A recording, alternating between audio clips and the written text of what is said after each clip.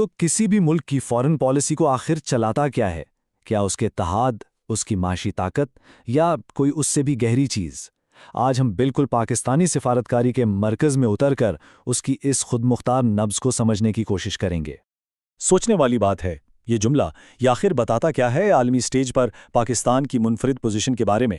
دیکھیے، یہ اس مسلسل کشمکش کی طرف اشارہ کرتا ہے جس کا پاکستان کو سامنا رہتا ہے۔ ایک طرف ہے عالمی دباؤ اور دوسری طرف ہے اس کی اپنی بالکل آزاد حکمت عملی۔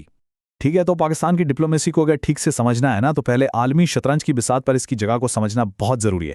مطلب آخر پاکستان کھڑا کہاں ہے؟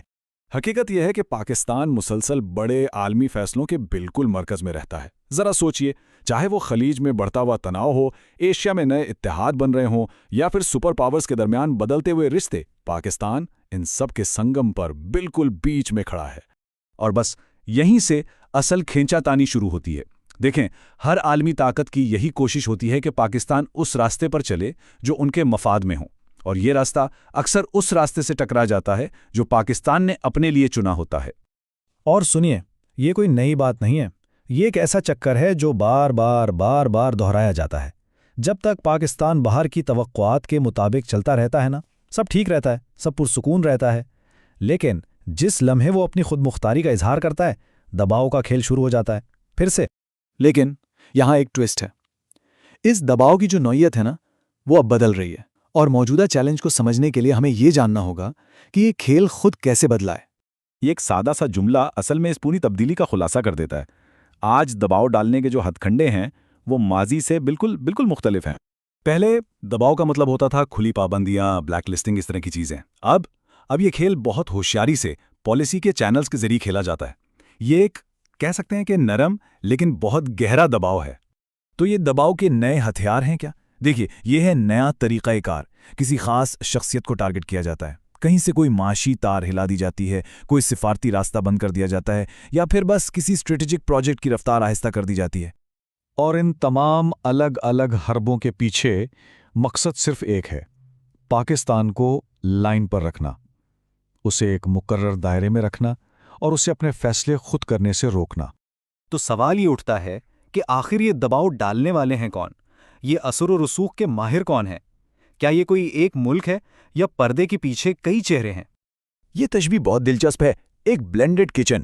اس کا مطلب یہ ہے کہ اس کھیل میں کوئی ایک ماسٹر مائنڈ نہیں ہے، یہ مختلف ملکوں اور مفادات کا ایک ایسا مکسچر ہے جہاں ہر کوئی اپنا مسالہ ڈال رہا ہے، لیکن آخر میں جو ڈش بنتی ہے وہ ہمیشہ ایک ہی ہوتی ہے۔ اور اس بلینڈڈ کچن کے اجزاء کیا ہیں؟ ہر کھلاڑی کی اپنی ایک وجہ ہے۔ کچھ کے لیے سیکیورٹی بس ایک بہانہ ہے، کچھ اپنے علاقائی مفادات کو بچانا چاہتے ہیں، کچھ اس بات سے پریشان ہیں کہ پاکستان دوسری طاقتوں کے اتنا قریب کیوں ہے، اور کچھ کے لیے تو خیر، ان کے لیے تو اصل مسئلہ ہی یہ ہے کہ پاکستان اپنے لیے خود سوچتا ہے۔ تو اس سارے دباؤ کے جواب میں پاکستان کا رد عمل کیا ہوتا ہے؟ اس کی نبض کیا کہتی ہے؟ یہی اس پوری کہانی کا سب سے اہم حصہ ہے۔ بنیادی نقطہ یہ ہے، پاکستان دنیا کے نقشے کے مطابق نہیں چلتا۔ وہ اپنے فیصلے عالمی دباؤ یا باہر کی خواہشات کی بنیاد پر بالکل نہیں کرتا، بلکہ اس کے فیصلے 3 ستونوں پر کھڑے ہیں: ملک کے اپنے اندرونی حالات، اس کی اپنی طویل مدتی حکمت عملی، اور خطے کی زمینی حقیقتیں۔ اب یہ بہت گہری بات ہے۔ اس کا مطلب یہ ہے کہ پاکستان کا رد عمل صرف پالیسیوں اور فائلوں تک محدود نہیں رہتا، اس میں ایک نفسیاتی، ایک ثقافتی عنصر بھی شامل ہو جاتا ہے۔